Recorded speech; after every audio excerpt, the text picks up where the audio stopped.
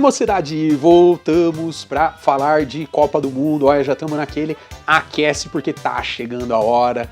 A Copa vai começar. Enquanto não começa, vamos dar um bisu nesse vídeo aqui do Alan Simon sobre camisas bizarras usadas em Copas do Mundo, viu? Não é em amistosinho aí contra a Indonésia, contra o Uzbequistão, em Miami, não, viu? Não é aleatoriedade em Copa do Mundo mesmo. Bom, lembrando que esse vídeo aqui é um react, é pra você que gosta de assistir um bom conteúdo aí, tendo pausa, tendo alguém interagindo com você, dando risada aí, rachando o bico.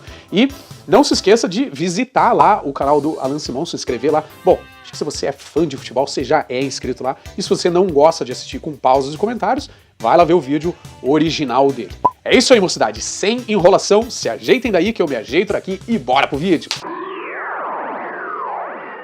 Argentina jogando de camisa amarela. Ô, a louco. França entrando em campo em um jogo de Copa Começou do assim Mundo já. com a camisa de um time amador. O México também em um Mundial jogando com as camisas do Cruzeiro de Porto Alegre. A Copa do Mundo Já ouvi tem falar dessa histórias história. bizarras de uniformes nem sempre planejados e muitas vezes nada a ver com as cores dos seus países. Nesse vídeo a gente vai navegar por essas histórias para relembrar mais uniformes bizarros que fazem parte da Copa do Mundo. Fica depois da vinheta que esse vídeo tá cheio de informação. Bora lá.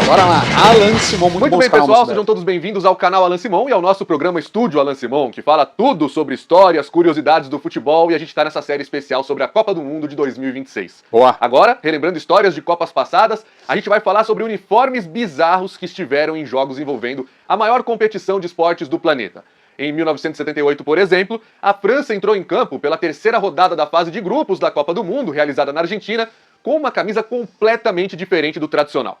A França, que normalmente usa camisas azuis e que tem como cores nacionais o azul, branco e vermelho, subiu a campo para jogar de verde e branco, camisas listradas, Nossa. contra a seleção da Hungria pela terceira rodada. Logo Os dois verde e países branco. já estavam eliminados daquela altura da competição, pois perderam seus dois primeiros jogos para a Argentina e para a Itália. A Copa do Mundo era realizada no nosso vizinho sul-americano, na Argentina, e a França já estava bastante chateada com as arbitragens nos jogos que eles perderam. Resultado, apesar de terem sido orientados a entrar em campo um país com uma camisa escura e o outro com uma camisa clara, que era uma maneira de ajudar quem ainda não tinha televisão colorida naquela época, e muita gente ainda não tinha em todo mundo, os dois times entraram com camisas brancas. E aí o árbitro Ixi. brasileiro Arnaldo César Coelho não deixou isso acontecer e obrigou a França, que pela tabela era o time à esquerda, ou suposto mandante, a providenciar camisas. Eles não Arnaldo César Coelho, hein, mano, esse faz falta aí nas transmissões de Copa do Mundo, né? Grande Arnaldo, né? Se aposentou na Copa 2018. Que dupla era ele e o Galvão, né? E tinha também o Tino Marcos, né? Galvão, fala tia. tinham levado o modelo azul. Resultado, saíram às pressas para procurar uma outra camisa que a França pudesse utilizar naquela partida. Segundo reportagem da Folha de São Paulo, em 1978, foi até um carro de polícia que saiu para procurar camisas para a França jogar. Nossa, Mas nem todo mano. Os caras no rádio ali, no alto-falante, ali, ó, atenção, atenção. Pelo amor de Deus, alguém empresta um uniforme pra seleção nacional, o câmbio. Que várzea, Todas as versões batem com isso. Fato é que a camisa encontrada para que o jogo pudesse acontecer foi a do Kimberley, um time amador do futebol argentino. Kimberly, nome de Power Ranger. Tinha que ser rosa essa camisa, Que mano. praticamente nunca teve grande destaque, e o seu maior momento de exposição, com certeza, foi nesse jogo França e Hungria. Ah, Não certeza, tinha, né? é claro, o escudo bordado na camisa, mas a França pelo menos teve com o que jogar. Camisa listrada, em verde e branco, e entrou Horrível. pra história porque não tem nada a ver com as cores francesas. Nossa, Agora, uma questão péssimo. importante. Se você olhar bem a imagem do jogo, você vai ver que, no fim das contas, os dois times ainda pareceram claros em suas camisas, né? Por mais que dava Nossa, agora pra mano. distinguir que um era listrado, tinha algumas listras um pouquinho mais escuras. Isso aqui que eu ia falar, mano. Imagine na TV preto e branca, né? Que a maioria das pessoas tinha na época. Mano, que coisa. Olha, isso aqui é 1978. Eu me lembro da primeira televisão que eu tive em casa, assim, quando eu era criança. Em 1992. Era uma daquelas TV rádio quadrada cinza, assim, que tinha dos anos 90, mano, e era uma tela 5 polegadas, assistia futebol naquilo lá, mano, você é louco, mano, preto, jogava videogame naquilo. Esse verde não era tão escuro assim também. No fim das contas, pior pra todo mundo, mas o jogo até que foi bom. Vitória da França por 3-1, e a matéria da Folha de São Paulo no dia seguinte até que elogiou bastante o nível do futebol apresentado pelas duas seleções que acabaram eliminadas. A Argentina foi campeã jogando em casa aquela Copa de 78. Aquela Copa bem suspeita de 78, Né, Alan Simon? Alan Simon conhece essa história aí, né?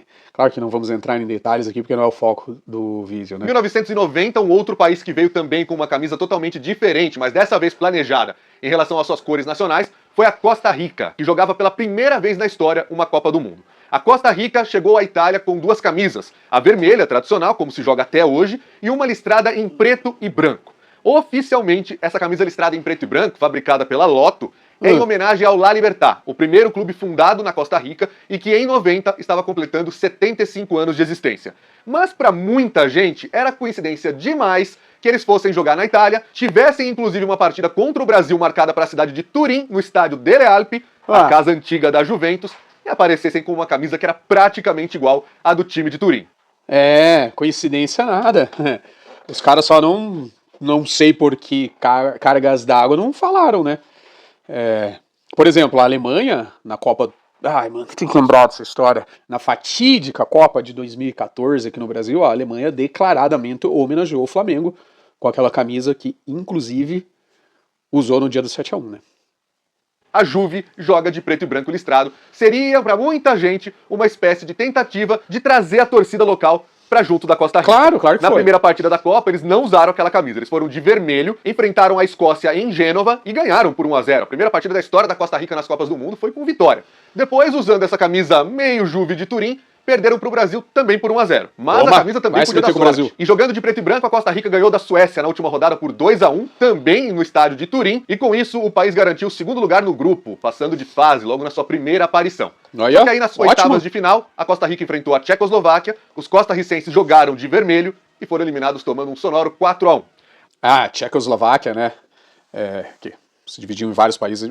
Era uma escola do futebol, né, mano? Era muito boa, né? Não tem nem comparação com a Costa Rica, ainda mais lá nas antigas, né? A Costa Rica evoluiu. Há uma outra versão, inclusive, de que o técnico da Costa Rica, o Bora Milutinovic, também estava sendo homenageado, porque ele torcia para o Partizan de Belgrado, que é um time preto e branco. Versões à parte, a oficial é que eles estavam homenageando o La Libertad, um time tradicional da Costa Rica, e muita gente liga essa estratégia de jogar de preto e branco com a torcida da Juve ao que a Alemanha fez em 2014 no Brasil. A gente sabe, o time de maior torcida é o Flamengo, e eles vieram com a camisa reserva listrada em rubro-negro, vermelho e preto, inclusive a camisa do 7-1. E falando em Itália, a seleção italiana também protagonizou um momento diferente ao usar uma camisa nada a ver com o azul e nem com o branco. Mas essa é uma das páginas mais vergonhosas da história das Copas do Mundo. Em 1938, na França, a seleção italiana cruzou com os donos da casa nas quartas de final. Tanto Itália como França têm como suas principais camisas a azul. E a França deveria usar a sua camisa tradicional. Mano, até mudou a expressão do Alan Simon, né? Ele até ficou meio brabão pra contar a história, né? Já dá pra ver o que vem pela frente. Mudar o uniforme. Pois bem, seguindo as regras do ditador Benito Mussolini, a Itália jogou toda de preto, numa referência aos camisas negras, que era a polícia paramilitar do regime fascista. Nossa, em um ato completamente vergonhoso, a seleção da Itália exaltou o regime fascista, inclusive fazendo a saudação tradicional. Nossa. A Itália foi campeã de novo na Copa do Mundo de 38, defendendo o título que eles tinham conquistado em casa em 1934. A Itália, depois disso, só voltaria a ganhar uma Copa do Mundo em 1982. E a própria... Nossa, e agora, hein? Olha como que tá a Itália hoje em dia, hein, mocidade? Vai pra terceira Copa seguida sem participar. Que fase! A Copa do Mundo só voltaria a ser realizada 12 anos depois, em 1950, por causa de gente como Benito Mussolini, entre outros. Você sabe muito bem quem. 12 anos... Mano, tem que aplaudir o Alan Simon aqui. Você é louco, mano. Tiraram o homem do sério, hein? Faz tempo que eu sou inscrito no canal do Alan Simon. Vejo direto os vídeos dele. De react é só o segundo que eu tô fazendo. Mas eu assisto direto o canal dele. O cara é muito bom, mano. Eu nunca tinha visto ele putaço desse jeito aqui. E com razão. Sem futebol, porque o mundo ficou na Segunda Guerra Mundial de 1939 até 1945. E na Copa do Mundo de 1938, a gente teve, por um motivo muito melhor, a primeira aparição de uma camisa azul do Brasil. Mas ela é também um tanto quanto bizarra, pois não foi planejada. A seleção brasileira estreou na Copa contra a Polônia. Mano, isso aqui eu não sabia, hein? Vocês sabiam?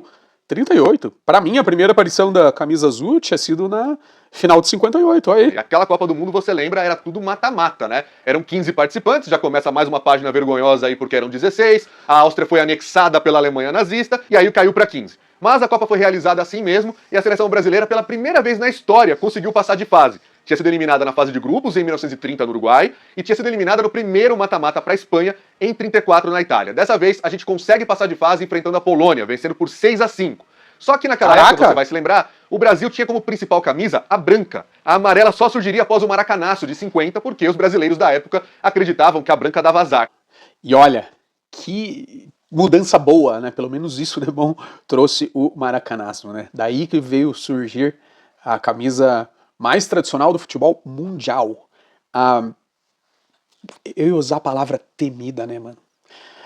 Será que virou ex-temida? Deixem nos comentários aí pra eu saber a opinião de vocês aí, mano, porque olha, tem muita seleção aí pelo mundo afora que tá perdendo respeito pela amarelinha, e isso é muito triste. E aí criaram, depois de um concurso, a camisa canarinho, camisa amarela. Então, como o Brasil tinha a camisa principal branca e a Polônia também, foi feito um sorteio para ver quem iria trocar. E o Brasil foi sorteado, precisou arranjar às pressas um kit de uniformes de qualquer lugar lá na França e arranjou uma camisa azul clara, mais parecida com o Uruguai. A gente não tem imagens da época, e muito provavelmente não vai ter nenhum registro disso, mas a gente usou inteligência artificial para tentar imaginar como eram essas camisas. Aliás, eu estou usando nesse vídeo algumas imagens geradas por inteligência artificial para que vocês possam entender, nas épocas em que aconteceu, como eram essas camisas. Mano, só faltou a IA botar uma sombra aí nos caras, né?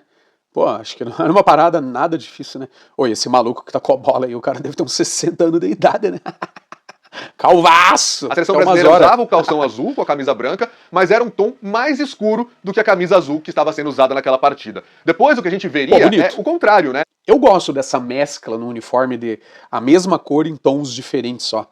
Ficou um bagulho meio que Paysandu e Remo ao mesmo tempo, não ficou? Nas Copas de 74 e 94, por exemplo, a camisa azul da seleção brasileira era sempre mais escura que o azul do calção do uniforme principal. E aí, quando precisava jogar todo de azul, a gente via um azul mais escuro nas camisas do que nos calções. Então a seleção brasileira, pela primeira vez na história, usou uma camisa azul, não na final de 58, como muita gente acredita, né? No nosso primeiro título contra a Suécia, mas 20 anos antes, contra a Polônia, em um jogo que a gente ganhou por 6-5.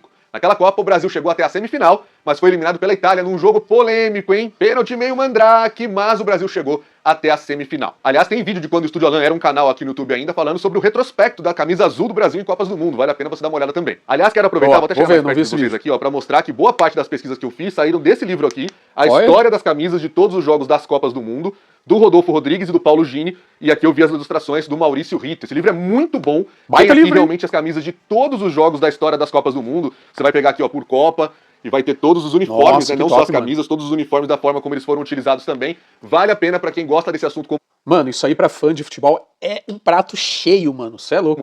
Dá uma olhada nesse livro aqui também. Tô colocando o link pra vocês, que quem quiser comprar, até versões mais novas desse livro aqui. O meu é depois da Copa do Mundo de 2006. E foi nesse livro que eu conheci essa outra história que a gente conta pra vocês agora. Em 1950, na Copa do Mundo realizada no Brasil, a seleção mexicana, que na época não tinha ainda a camisa verde como principal, eles usavam uma espécie de vermelho, praticamente grená, camisa vinho, como principal. A seleção mexicana acabou cruzando com a Suíça. Era o grupo do Brasil, inclusive. O México perdeu... Essa história aqui eu já ouvi falar, só que eu não lembrava mais. Ó, o Alan Simon vai refrescar a minha memória. Camisa do Cruzeiro de Porto Alegre. 4-0 pro Brasil na estreia da Copa, usando essa camisa vinho tradicional. O jogo foi no Maracanã. Depois se mudou para Porto Alegre, onde jogou no estádio dos Eucaliptos, que é a casa do Internacional na época. O Internacional, antes do Beira-Rio, jogava no estádio dos Eucaliptos. O México tomou 4-1 da Iugoslávia e já estava sem chance de nada naquela Copa do Mundo. E aí foi pegar a Suíça, cuja camisa principal também é vermelha. Resultado, os mexicanos foram sorteados e tiveram que trocar de camisa. E aí, assim como aconteceu com a França em 78, com o Brasil em 38, não teve jeito. Eles foram buscar alguma camisa que eles pudessem usar pro jogo começar logo, né? Cara, tá ligado? Que eram os primórdios do futebol, né? Mas, pô, mano, será que não dava pros caras preverem isso, pensarem nisso, né, mano? Que doideira, cara. Então, nessa partida contra a Suíça, a solução encontrada pelos mexicanos foi usar camisas emprestadas do Cruzeiro de Porto Alegre. As camisas eram listradas em azul e branco. O Cruzeiro de Porto Alegre existe até hoje. É um time bastante tradicional do futebol gaúcho e que pode dizer que sua camisa já esteve em uma Copa do Mundo, sendo representada... Ah, mano, com certeza tem quadro no museu lá deles, sala de troféus, sei lá, né, contando essa história, né? Isso aí é pra marcar a história de um time pequeno, mas tradicionalíssimo, né, como o Cruzeiro de Porto Alegre. Aceitada pelo futebol mexicano. Só que jogando de azul e branco, o México não fez muito melhor. Perdeu por 2-1 para a Suíça e deixou a Copa do Mundo no Brasil com 3 derrotas. Passando agora para a Copa do Mundo de 1900... Vamos concordar, né, que o México nunca fez muita coisa de melhor em nenhuma Copa, né? Pô, mano, até é triste, né, porque um país tradicionalíssimo, com um povo assim que eu admiro muito, futebolisticamente falando, um povo que ama a seleção brasileira, né? Mas, mano, pô, o melhor que o México já fez foi para oitavas de final, Em mano. Isso é louco, é 58, muito pouco. a gente tem uma história que me deu trabalho até aqui, né? Porque no livro que eu mostrei pra vocês, conta-se a história de que a Argentina chegou pra jogar a Copa do Mundo na Suécia e a De amarelo, mano, a Argentina de amarelo. Que é isso, mano? Cê é louco, mano. Isso aqui é a mesma coisa que o Corinthians jogar de verde, que o Atlético jogar de verde, mano, que o Grêmio jogar de vermelho, a Argentina de amarelo, como estreia era assim? contra a Alemanha, e a arbitragem do jogo entendeu que tanto a camisa branca da Alemanha Ocidental quanto a camisa azul clara e branca, listrada, tradicional da Argentina, poderiam causar confusão. Porque uma era muito clara e a outra também. Resultado, a Argentina não tinha naquele jogo um outro modelo para ser usado. Isso era muito comum naquela época, você não levar 2 jogos de uniformes. As logísticas eram muito complicadas, e aí, por isso, a gente tem tantas histórias como essas que a gente está contando aqui no vídeo. Pois bem, segundo o livro do Rodolfo Rodrigues, a Argentina pegou as camisas emprestadas do Malmo, que é um time que a gente conhece da Suécia, que está sempre disputando as competições da UEFA. O Malmo, você sabe, é um time azul. Não teria tanto problema, tanto é que a ilustração... Não vou ser hipócrita de mentir aqui na presença do Alan Simon. Falar a verdade, não conheço o Malmo e se pá que nunca ouvi falar. O livro é uma camisa toda azul clara do time do Malmo.